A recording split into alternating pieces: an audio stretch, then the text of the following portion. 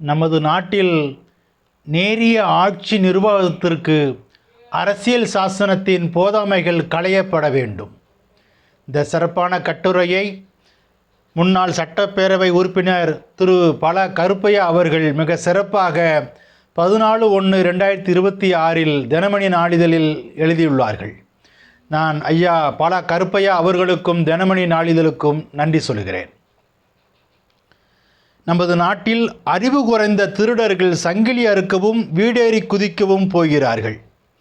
சாமர்த்தியத்தில் சூழ்ச்சியில் கூடிய திருடர்கள் அரசியல்வாதியாகி அமைச்சர்களாகி விடுகிறார்கள். அந்த திருடர்கள் சட்டத்தின் பிடியில் மாட்டுகிறார்கள். ஆனால் இந்த திருடர்களின் கையில்தான் சட்டமே இருக்கிறது. குடியாட்சியின் ஓர் உடன்பிறந்த குறைபாடு ஜாதி மதம் என பல போக்குகள் இருப்பதாலும் பணம் சக்தி வாய்ந்ததாக இருப்பதாலும் மிக மட்டமானவர்கள் எளிதாக ஆட்சி கட்டிலில் ஏறி விடுவார்கள். நேரு, பட்டேல், ராஜாஜி, காமராஜர் போன்ற உலகத்தரத்துக்கான ஆட்சிகளும் சிந்தனைகளும் நேர்மையும் இதற்கு விதிவிலக்கு. அதிகார வர்க்கத்தை நம்முடைய அரசியல் சாசனம் ஆட்சியாளர்களுக்கு இணையான இடத்தில்தான் வைத்திருக்கிறது. கொள்கை மட்டுமே ஆளுங்கட்சியின் பொறுப்பே தவிர அவற்றிற்கான செயல்கள், திட்டங்கள், நிர்வாகம் அனைத்துக்குமே IAS அதிகார வர்க்கமே பொறுப்பு. வேலையை விட்டு IAS அதிகாரிகளை நீக்க முடியாது என்னும் உத்தரவாதத்தை அரசியல் சட்டம் தந்திருப்பதின் நோக்கமே அவர்கள் அரசுக்கு மிதியடி துடைக்கின்றவர்களாக ஆகிவிடக்கூடாது என்பதற்காகத்தான். ஆனால் மாநில அரசின் கீழ் தலைமை பதவியை பெறும் DGPயால் குற்றம் தெளிவாக கண்டறியப்பட்ட நிலையில் கூட வழக்கு பதிவு செய்ய முடியாது என்றால் வலுவில்லா செயல்பாட்டுக்கு உரியதாக நம்முடைய அரசியல் சாசன உருவாக்கம் இல்லை என்பதுதான் பொருள். அரசியல் சாசனம் தந்த வேலை பாதுகாப்புக்கிடையே ஏவல் கேட்கின்ற நிலைமைக்கு IAS அதிகார வர்க்கம் ஆளாகிவிட்டது இந்தியாவில். தபேதார் நிலைமைக்கு கலெக்டர் இறங்கிவிட்டால் சாசன பாதுகாப்பு IAS அதிகாரிகளுக்கு எதற்கு? இந்திய குடியாட்சி முறை இற்றுப்பை கொண்டிருப்பதற்கு காரணம் தங்களின் பெருமையை உணராமல் தன்னை விற்றுக்கொள்ளத்தக்க தொடைத்து என்று குரல் கூறும் நிலைமைக்கு அதிகாரிகள் வர்க்கம் ஆளாகி விடுவதுதான். ஒரு அரசில் ஒருவர் அமைச்சராக இருந்து எடுக்கும் கொள்கை முடிவுகளை நடைமுறைப்படுத்துவது, அதற்கான திட்டங்களை தயார் செய்வது என்று எல்லாமே அந்த துறையின் செயலர்தான். PAC எனப்படும் பப்ளிக் அக்கவுண்ட் கமிட்டி அந்த துறையின் செயலரைத்தான் எந்த தப்புக்கும் அழைத்து விசாரிக்கும். ஆகவே அந்த திட்டத்தை நடைமுறைப்படுத்தும் போது அதனால் ஏற்படும் இழப்புகள், அந்த திட்டத்தின் பயனின்மை இவற்றையெல்லாம் கடுமையாக சுட்டி காட்டி கோப்பில் எழுதி அதை மந்திரிக்கு அனுப்பும் உரிமை செயலருக்கு உண்டு. அதற்கு மேல் பெரும்பான்மையை வைத்திருக்கும் மந்திரி செயல்பட முடியும் என்பது வேறு. தனியொருவன் வீட்டில் திருடினால் குய்யோ முறையோ என்று கத்துவார்கள். ஊர்ப்பணம் என்றால் உரைக்காது.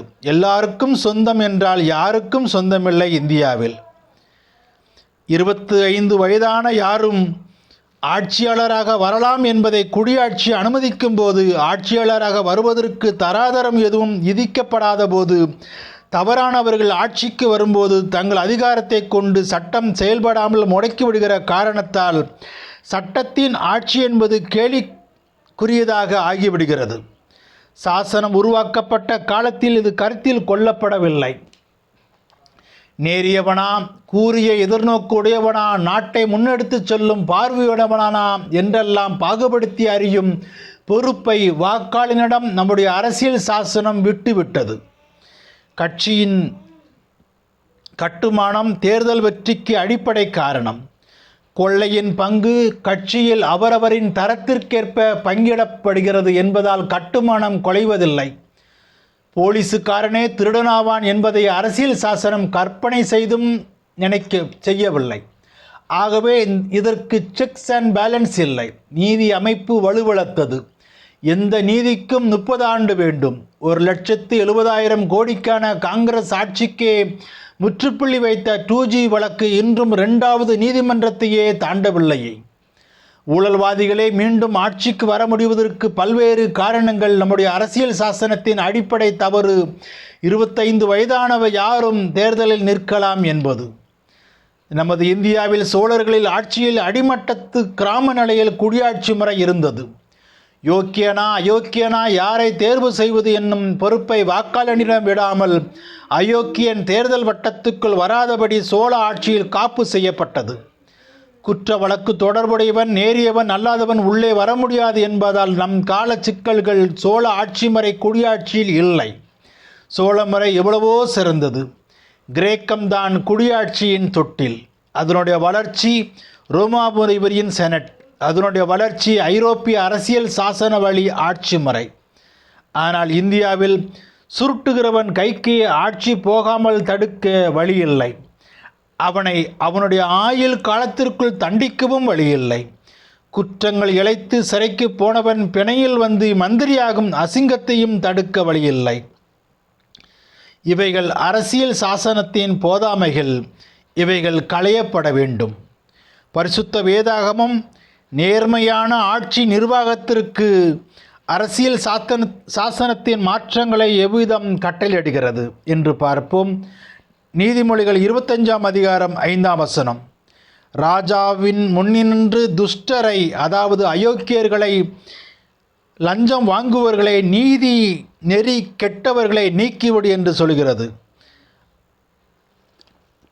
அப்பொழுது அவனுடைய சிங்காசனம் நீதியினால் நியாயத்தினால் நிலைநிற்கும். ஆமேன்.